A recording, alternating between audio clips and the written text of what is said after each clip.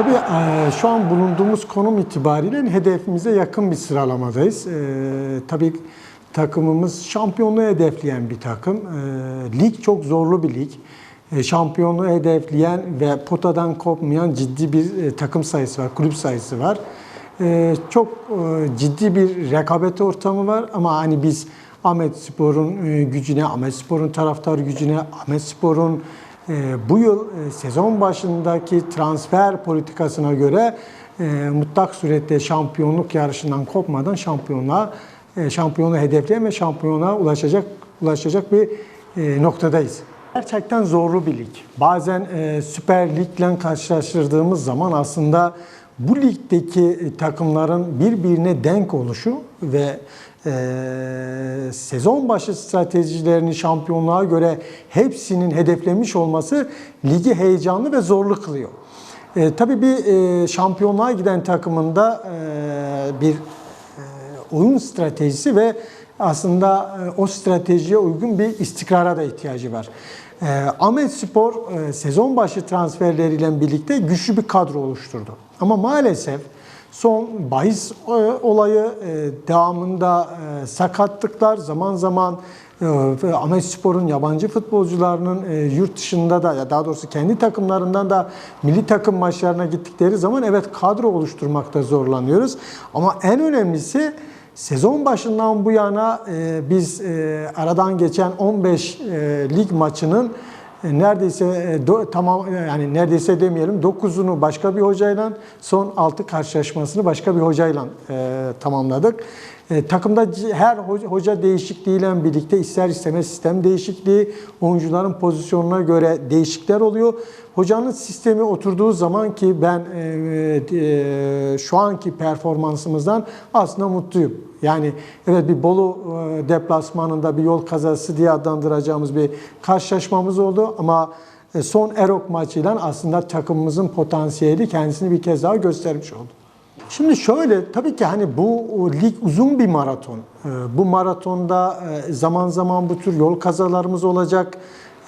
Zaman zaman oyuncularımızdan sürekli aynı performansı beklemek, her maçı galip, her maçı kazanacağız iddiasıyla sahaya çıkıyoruz. Ama dediğim gibi bazen bu tür sonuçlar da olacak. Tabii ki her kulüpte olduğu gibi Ahmetspor'un temel stratejisi de o. Daha doğrusu yönetim anlayışı da bu. Biz eleştirilere hep açık olduğumuzu söyledik.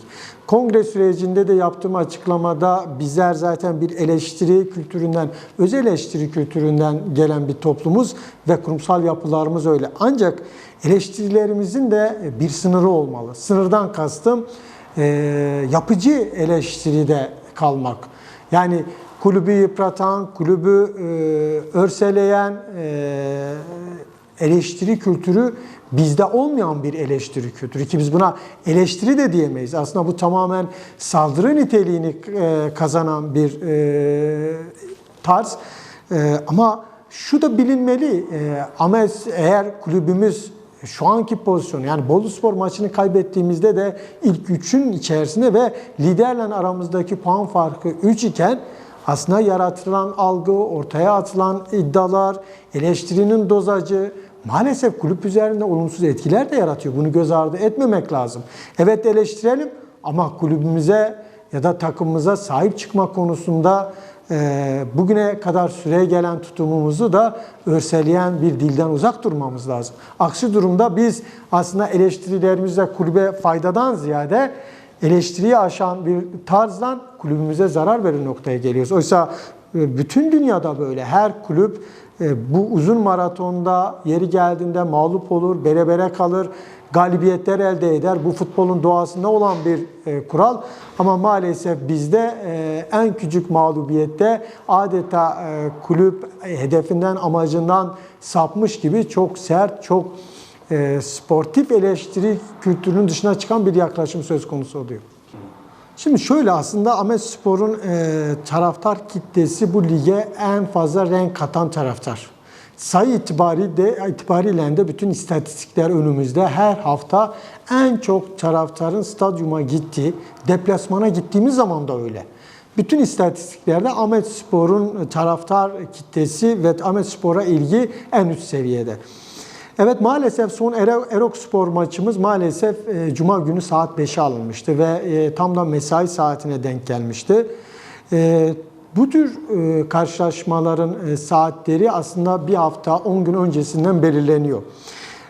Bu belirleme yapılırken aslında yayıncı kuruluşun, ki Ahmetspor'un maçları gerçekten televizyonda da en çok reyting, en çok izlenen karşılaşmalar. Yayıncı kuruluşun talebi, yayın saatleri dikkate alınıyor ve belirleniyor. Ama belirlendikten sonra biz bu saatin değişimi konusunda talepte bulunduk Türkiye Futbol Federasyonu'ndan. Ancak bunun gerçekleşebilmesi için aynı zamanda misafir takımını da kabul etmesi lazım. Maalesef misafir takım bu konuda gereken hassasiyeti göstermedi. Tabii onların da kendilerine göre gerekçeleri vardı. Kente geliş ve dönüş saatlerine göre, ama bu konudaki hassasiyet için biz Türkiye Futbol Federasyonu'yla bu önümüzdeki hafta içerisinde bir görüşme gerçekleştireceğiz. Taraftarın maçlara, karşılaşmalara seyir zevki katan şey taraftardır aslında. Maçı zevkli kılan da taraftardır. Bu konudaki hassasiyetimizi ve ricamızı Türkiye Futbol Federasyonu'na ilk ağızdan, yani direkt yetkililere iletme konusunda bir planlamamız var. Şu anki sayımız da az evvel ifade ettim. Hala ligin en çok izlenen, taraftarını stada çeken kulüp Ahmetspor. Ama dediğiniz gibi 30 binin üzerinde bir stat kapasitemiz var. Ve aslında biz her karşılaşma o stadın 30 bin kişi tarafından doldurulmasını isteriz. Ama dediğiniz gibi çok duygusal bir seyirci ve taraftar kitlemiz var. En küçük bir olumsuz maç neticesinden sonraki hafta maalesef bir duygusal kırılma yaşanıyor ve karşılaşmalara ilgi azalıyor. Ya da bahsettiğimiz gibi aslında evet, mesai saatlerine denk gelmesine rağmen yine bu karşılaşma 10 binin üzerinde insan tarafından izlendi ve taraftarın bir maçın seyrine nasıl etki ettiğini biz bu karşılaşmada çok net gördük. Çok dinamik bir taraftar kitlemiz var ve karşılaşmada takımımıza gereken destek ve moral açısından önemli bir itici güç pozisyonundaydı. Biz Ahmetspor taraftarının her sonuca rağmen takımını yalnız bırakmaması gerektiğini. Çünkü biz Ahmetspor taraftarını sadece stadyumun bir parçası olarak görmediğimizi kongrede de ifade ettik. Bu toplumun sesi ve vicdanının sesi olarak o statta yer alıyor. Her karşılaşmamız aynı zamanda bir sosyal sorumluluk projesinin icra edildiği bir karnavala dönüşüyor ya da bir etkinliğe dönüşüyor. Bu anlamda ben bir kez daha sizler vasıtasıyla tüm Ahmetspor sevdalılarına, tüm Ahmetspor taraftarlarına her karşılaşmayı o stadın kapasitesine göre doldurma ricasında bulunuyorum. Çünkü bu takımın Ahmetspor taraftarına, desteğine ihtiyacı var ve biz sadece statta, tribünde oturan birer futbol sever değil, aynı zamanda Ahmetspor'un kimliğine, ruhuna göre her karşılaşmada duygusunu sahaya yansıtması, stada yansıtması konusunda halkımızı stadımıza davet ediyorum. Şimdi Ahmetspor'un şu an 4 büyük taraftar grubu var. Aynı zamanda kadın taraftar, kadın taraftar grubu da çalışmalarını sürdürüyor. Biz temel hedefimiz şu, evet farklı isimler üzerinden taraftar gruplarımız olabilir ve gerçekten kendi işlerinde de çok örgütlü bir yapıları var. Yani taraftar disiplini açısından kendi yarattıkları taraftar grupları içerisinde. Biz daha önce aslında platform kurmuştuk ve bu platform hala faaliyetlerine devam ediyor.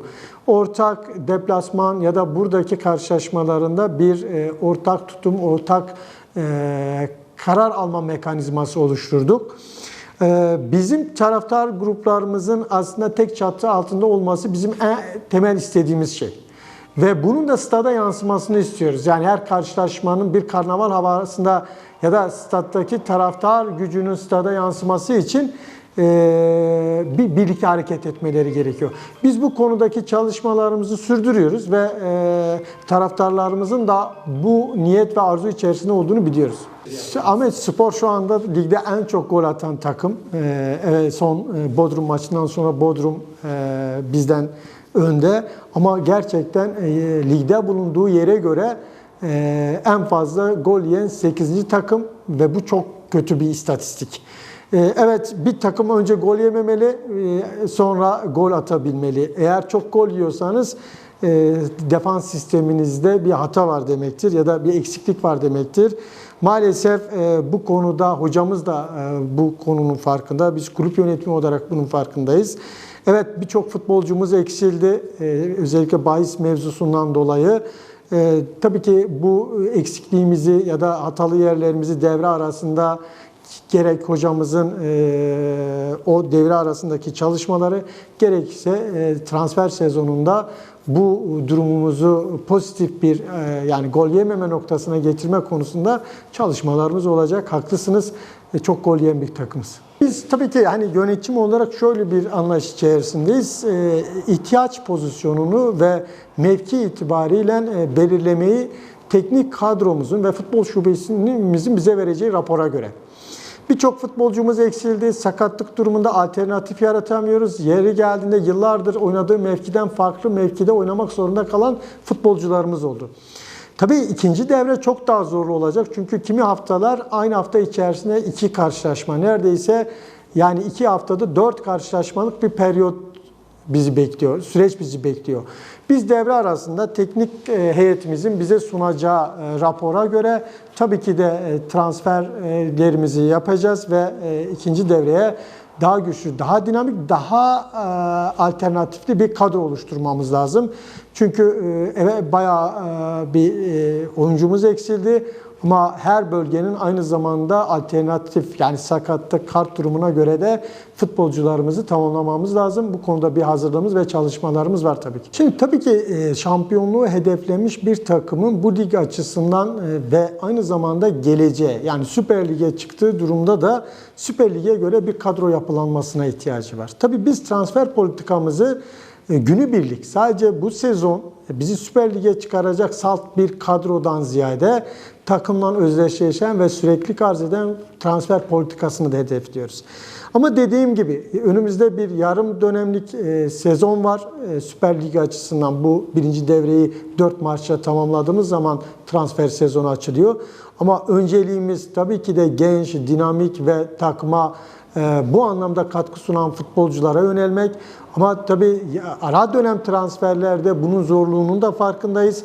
Bu konuda teknik ekibimiz, futbol şubemiz ve altyapıdaki hocalarımız, deneyimli altyapıda başta Sertaç Hoca olmak üzere birçok hocamız var.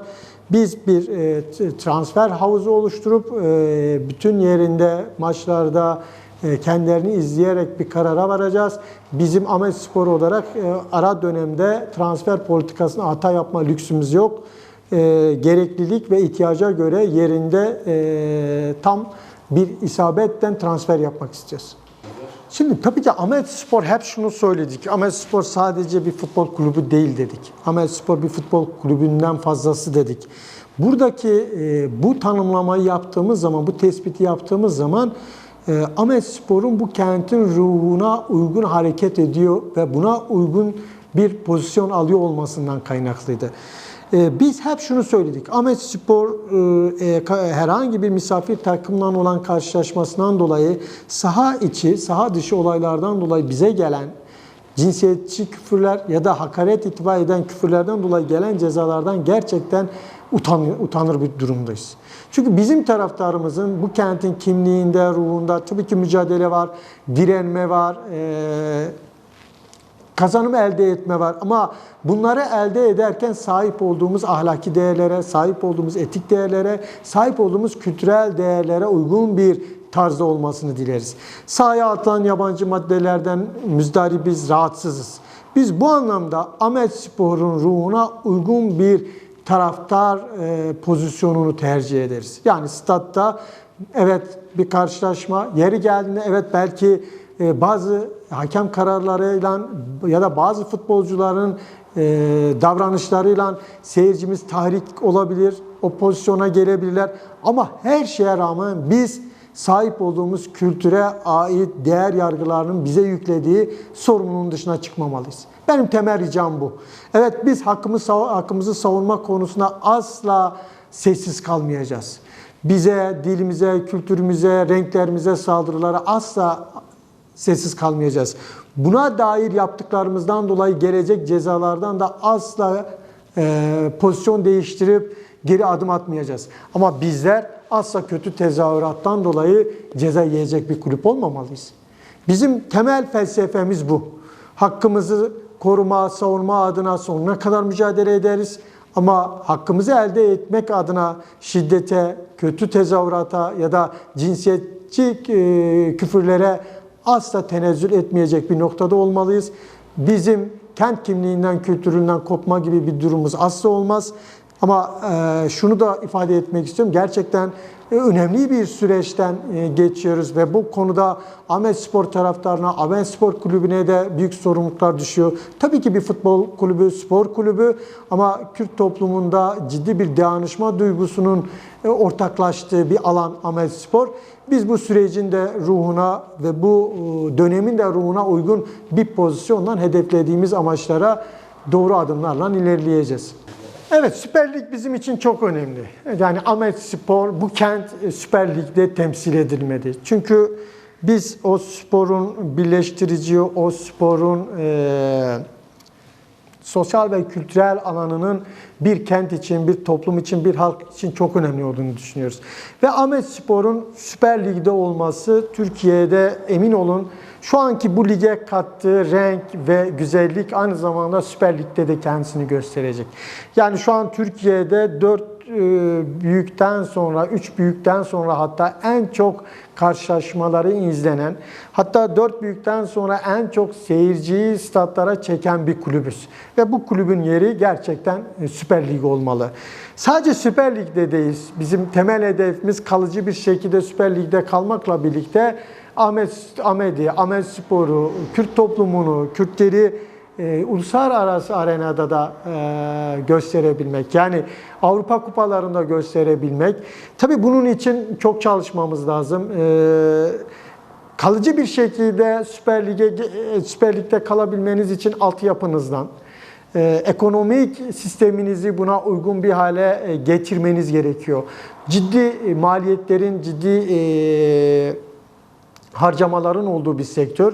Ama sizin buna dair kendi öz kaynaklarınızdan bir ekonomik politika geliştirmeniz lazım. Altyapınızdan futbolcuları sisteme dahil edip A takımda oynayabilecek noktaya getirmeniz lazım. Bunların hepsi evet önemli başlıklar, zor konu başlıkları. Çünkü genç bir kulübüz, tarihimiz çok eski değil. Ama altyapımızdan, idari binalarımızdan, tesislerimizden bu kısa süre içerisinde toplumun desteği, sivil toplumun desteği, iş insanlarımızın desteğiyle, özellikle de taraftarımızın desteğiyle kulübümüzü buna hazırlamalıyız. Evet, önümüzde ciddi ekonomik katkı ve destek açısından toplumda her bireyin kendi gücü oranında Ahmetspor'a katkı ve destek için çalışmalarımız olacak. Yeni bir SMS kampanyamız olacak. Store mağazalarımızdan ilgili kampanyalarımız olacak. Ama dediğim gibi bu kulübü ayakta tutabilmek bu toplumda her bireyin kendi gücüne göre sunacağı katkıyla mümkündür. Çünkü biz Ahmetspor halktır dedik, halk Ahmetspor'dur dedik. Temel sloganımız, temel yaklaşımımız bu. Halkımızın da kulübümüze, bu önümüze koyduğumuz hedeflere göre katkı ve desteği çok önemli.